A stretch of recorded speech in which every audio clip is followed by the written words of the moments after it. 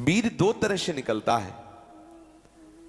एक तो जो घातक है वो उसी के शरीर से निकलेगा जिसने हस्तमैथुन किया है या गंदी क्रियाएं करके बच्चापन से ही वीर को नष्ट किया है। जैसे 12-13 वर्ष की अवस्था है और उस अवस्था से आप अपने कुसंग के कारण वीर का नाश कर रहे हैं, तो कुछ वर्षों तक हस्तमैथुन करने वाला या अन्य गंदी चेष्टा करने वाला ये नहीं जान पाता है कि इसके द्वारा मेरी हानि हो रही, वो नहीं समझ पाता, क्योंकि जीवनी शक्ति भगवान अपनी तरफ से देते हैं। वो बिल्कुल ना खाए और हस्तमैथुन करे तो भी उसको समझ में नहीं आएगा। कुछ समय के बाद जब उसकी स्थायी जीवनी शक्ति से क्षीण होना प्रारंभ हो जाएगा, तब उसे वो लक्षण जो हस्तमैथुन करने से नाश ऐसे उस प्रसंग में बताया गया, वो लक्षण उसके जीवन में उत्पन्न होने लगते हैं। ये जो हस्त क्रिया के द्वारा शक्ति का नाश करते हैं, ये प्रतिक्षण काम से युक्त रहते हैं। इनके हृदय में वही चिंतन चलता रहता है।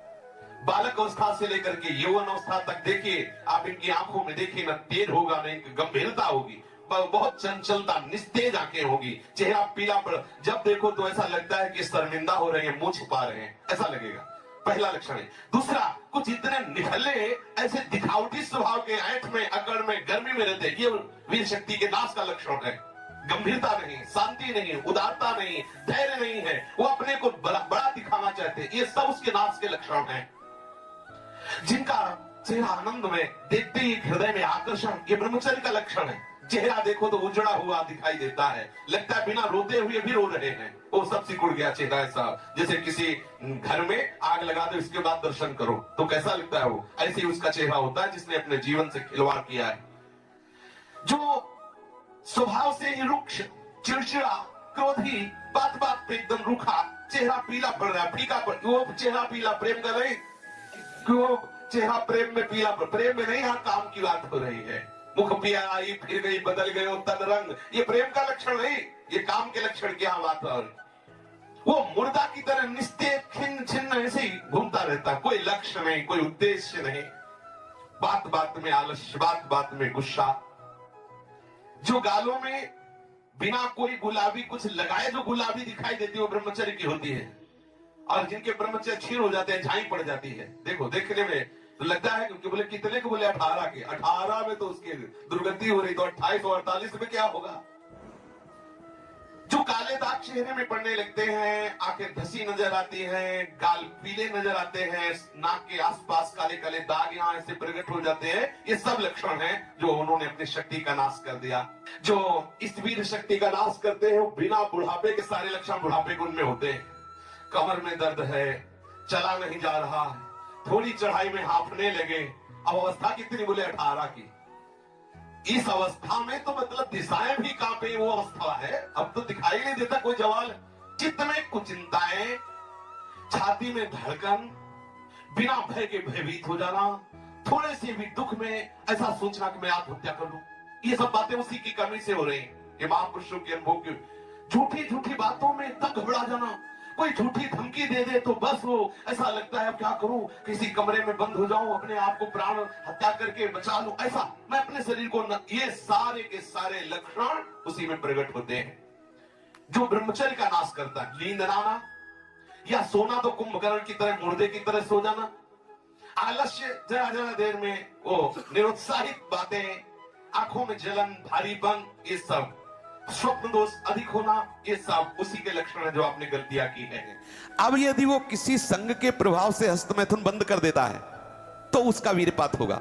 अगर वो 3 दिन में वीरपात करता रहा है तो 3 दिन में वीरपात होगा, पक्का होगा, क्योंकि उसका अभ्यास बन गया है। अगर आप ठीक नियम से चलेंगे तो 6 महीना लगेंगे आपको उसको कवर करने में, 6 महीना लगेंगे। और अगर आपने प्रमाद स्थिति की, वो तो निकल ही जाता है, फिर हमको करने से क्यों मना किया जाता है। तो आप देख लेना कुछ समय बाद आपकी हालत बहुत गंभीर हो जाएगी, जो आप बता भी नहीं पाएंगे किसी से क्या गंभीर हो जाएगी। आप ऐसे ही साधारण क्रियाओं में ब्रह्मचर्यहीन हो जाएंगे। तो जो नव युवक जन है, साधक जन है, वीरपात में यदि उनका कोई स्मरण नहीं रहा और वीरपात हो रहा तो घबराने की जरूरत नहीं। और यदि स्वप्न में आपने स्त्री आदि का संयोग देखा या कोई ऐसी घर्षण आदि क्रिया हुई या कोई ऐसी कामोत्तेजना जनित और फिर आपका वीरपात होता है, तो आपके गंदे विचार और पूर्वाभ्यास के कारण होता है। ये बहुत ही गंदी बीमारी है जो आपको अंदर ही अंदर खोखला करती जाएगी। पहली बात, इस स्वप्न दोष से निकलने के लिए हस्त मैथुन को पूर्णतया बंद कर दिया जाए। अगर आप सदगृहस्थ भी हो चुके हैं तो कुछ महीने के लिए आप अखंड ब्रह्मचर्य का नियम लें, जब तक आपका वीर्यपात होना ठीक ना हो जाए।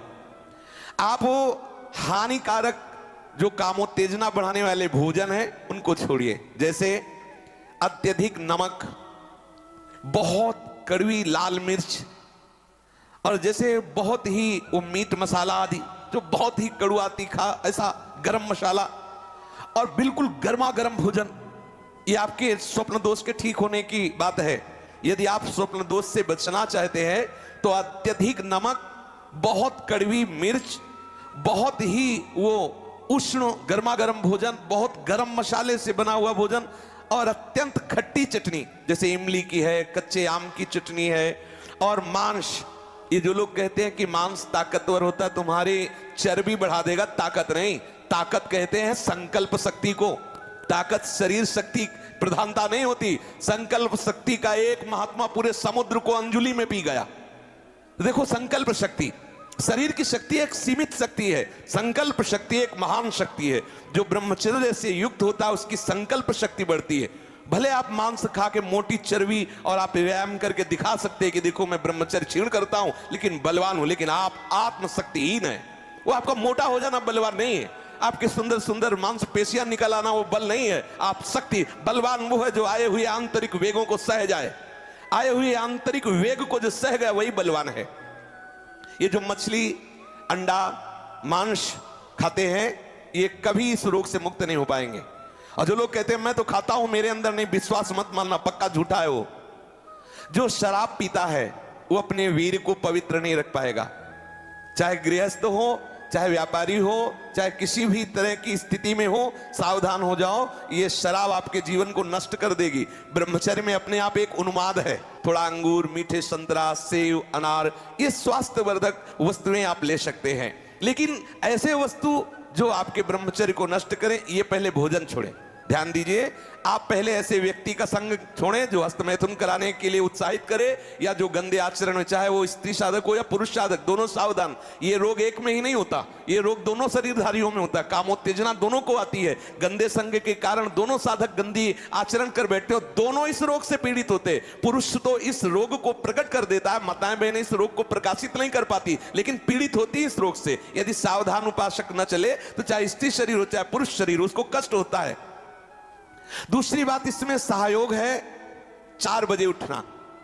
ये जो लोग सुबह 8 बजे तक 9 बजे तक सोते रहते हैं और सोचते रहते हैं कि हम ब्रह्मचर्य रह पाएंगे या स्वप्न दोष से निकल पाए, कभी नहीं हो सकता। भगवान सूर्य जब उदय होते हैं तो आपकी आत्मशक्ति नष्ट होने लगती है। यदि आप उठ करके उनका स्वागत न करें, अर्घ्य न दें, प्रणाम न करें, जग कर भगवान नाम जप न करें। 4 बजे से 6 बजे तक का समय पूरे 24 घंटे के लिए पावर वाला समय है। यदि उस समय आप सो रहे हैं तो हमारी बात भी ना सुने, वो इस काबिल नहीं कि इसको धारण कर सके। जो सुबह 4 बजे से 6 बजे तक सोएगा वो ब्रह्मचारी रह ही नहीं सकता, पक्का।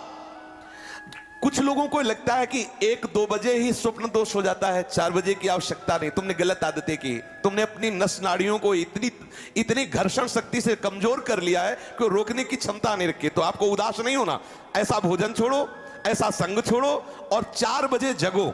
जगने पर तत्काल आप बासी पानी पिए, तांबे के पात्र में रखा हुआ पानी, और 1-2 लीटर पिए। ऐसा ना करें कि आप एक गिलास में छोटा कस की पीजिए। अगर उल्टी हो जाती तो और अच्छा है, आप पी के तो देखिए। वज्रासन में बैठकर जल पीजिए, फिर थोड़ा टहलिए, सोच जाइए। आप गृहस्थ हो, विरक्त हो, कोई भी हो, अगर आप शुद्ध ब्रह्मचर्य रहना चाहते, स्वप्न दोष से निपटना चाहते, तत्काल व्यायाम कीजिए। 30 मिनट कम से कम। दंड है, बैठक है, और भी आसन है योगियों ने बताए हैं। और फिर 20 मिनट कम से कम प्राणायाम कीजिए, कपालभाति, अनुलोम विलोम आदि जो भी आप सीख पाए। और इसके बाद 30 मिनट तक कोई खान पान ना कीजिए। प्राणायाम व्यायाम के 30 मिनट तक ना आप चाय पीजिए ना पानी। चाय तो बड़े बूढ़ों की बात है, आपका शरीर रोगी हो तो चाय की जरूरत क्या है। ब्रह्मचारी अपने आप में इतना चाय होता है कि उसे जरूरत ही नहीं दूसरे किसी गर्म पदार्थ पाने की। अब ये सावधानी रखे कि जैसे आजकल बहुत बड़ा खतरनाक चल गया है स्मार्ट मोबाइल, इंटरनेट। उसमें क्या है कि बहुत से बच्चे विषय आकर्षण के कारण गंदी फिल्में, जिनमें हमारा शास्त्र आदेश करता है किसी भी पक्षी को भोग करते ना देखे। भागवत अन्य शास्त्र भी आदेश करते कोई भी जीव यदि भोग कर रहा हो तो हम ना देखें, और हम मनुष्यों का भोग देखें उसमें, और हम सोचे कि हमारा आप कोई क्रिया ना करो, केवल गंदे वो भोग संबंधी चित्र देख लो तो आपके मन में जो संस्कार बन रहे हैं, जो कामोत्तेजक भाव बन रहे हैं, वो आपको ब्रह्मचर्य नहीं रहने देंगे। सोते जागते उठते बैठते आपका वीर स्खलित हो जाएगा। ये स्त्री संबंधी, पुरुष संबंधी, भोग संबंधी वार्ता हमारे अंदर संस्कार डालती है और हम समझ नहीं पाते। वो हमारे अंदर ऐसी अग्नि पैदा करती है जिससे वीर शक्ति स्खलित हो जाती है। कभी हम सोच में बैठे लघु शंका में तो सबसे पहले वीर स्खलित हो गया। अब आपको लगेगा कि ये रोग है। रोग नहीं, आपकी गलती है। आपने जो गलत चिंतन किया, क्रिया नहीं की, लेकिन मनोवाह नाड़ी ने संपूर्ण शरीर से वीर को खींच करके वो निकाल दिया। अब निकल जाएगा वो आपके असावधानी के समय। इसलिए आप सावधान रहे, कभी भी कोई ऐसे ग्रंथ को ना पढ़ें जिसमें कामोत्तेजक भाव लिखे हो। हम आहार पर दृष्टि रखें। जैसे हम रात्रि के समय शयन करते हैं तो सावधानी रखें कि शयन के 1 घंटा पहले ही दूध ले ले गरम। अगर हम गरम दूध लेके सोएंगे तो निश्चित वीर्यपात हो जाएगा। जब हम जान लें कि हमें कब्ज हो रहा है तो हम सरल औषधि लें। ऐसे कोई चूर्ण न लें जो बहुत कड़े गर्म हो, जो हमें ब्रह्मचर्यहीन कर दे। जैसे आंवला है और वो हर है, बहेड़ा है, त्रिफला का प्रयोग करें। वैसे प्रत्येक साधक को भोजन में 1 आंवले का प्रयोग कर लेना चाहिए, तो कब्ज भी दूर रहेगी और शीतलता भी रहेगी। और आंवला पवित्र भजन में भी सहयोगी होता है और भी स्वादिष्ट भी होता है। आप मीठा आंवला ले सकते हैं, आप खट्टा करके ले। वो आंवला खटाई में भी नहीं आता, और खटाई भी है, वो आपके साधन में भी आएगा। कब्ज न रहने पावे। अगर हमारे शरीर में, पेट में कब्ज है तो कब्ज में, आंतों में जो जमा हुआ मल है वो ऐसी उत्तेजना पैदा करेगा कि आपका वीर स्खलित हो जाएगा। इसलिए कब्ज भी ना होने पावे। साधक अगर इन नियमों का पालन करे, और भगवत स्मरण प्रधान है। ब्रह्मचर्य में सबसे प्रधान औषधि है स्मरण। आपकी जो स्मृति कामुक हो गई है उसको बदलिए। अगर आपका चिंतन नहीं बदला तो आप चाहे जितनी औषधियां खा ले, आप ब्रह्मचर्य को संभाल नहीं सकते। औषधि एक सपोर्ट है। यदि आप ब्रह्मचर्य को ठीक करना चाहते हैं, किसी आयुर्वेदिक वैद्य से कुछ दिन के लिए औषधि ले लीजिए। बकाया रोज औषधि नहीं लीजिए। आप रोज ऐसा करें, प्रातः काल उठ करके 1 तुलसी की पत्ती लें। जैसे आप नहा धो चुके, 1 तुलसी दल लिया, ठाकुर जी के चरणों में चढ़ा दिया। और रात्रि के समय, शाम टाइम 1 नीम की पत्ती ले, 1 पत्ती, और कुछ दिन उसे पाइए। अगर आपको पच जाए तो फिर 1-1 बढ़ा दीजिए, 10-10 पत्ती तक जाइए। किसी और औषधि की जरूरत नहीं। हर रोग का निवारण तुलसी की पत्ती और नीम की पत्ती सुबह शाम करने से हो जाए। आप देख लीजिए, ये ज्यादा औषधियों को ना खाए, नहीं तो जब औषधि छोड़ोगे तब कमजोर हो जाओगे। अगर आप बहुत हालत खराब है तो आयुर्वेदिक कुछ ऐसी औषधियां कई महात्माओं ने निकाली है जो आपकी वीर्य को पुष्ट करती है, उनको सहयोग के लिए ले ले। और बकाया चिंतन बदले, कुसंग का त्याग करे, भोजन सात्विक रखे और नींद भर ही सोए। ज्यादा नहीं कि प्रमाद स्थिति में पड़े रहोगे तो फिर भी ब्रह्मचर्य हानि की संभावना है। नींद भर सोए, प्रातःकालीन वेला पर जग जाए, प्राणायाम व्यायाम करे तो निश्चित इस पर विजय प्राप्त। ऐसे ऐसे साधक हैं कि 10-10 वर्ष हो गए स्वप्न दोष नहीं हुआ, 10-10 वर्ष हो गए स्वप्न दोष ही नहीं हुआ। ऐसे भी उपासक है हमारे पास है, अपने पास है, 10 वर्ष हो गए स्वप्न दोष ही नहीं हुआ।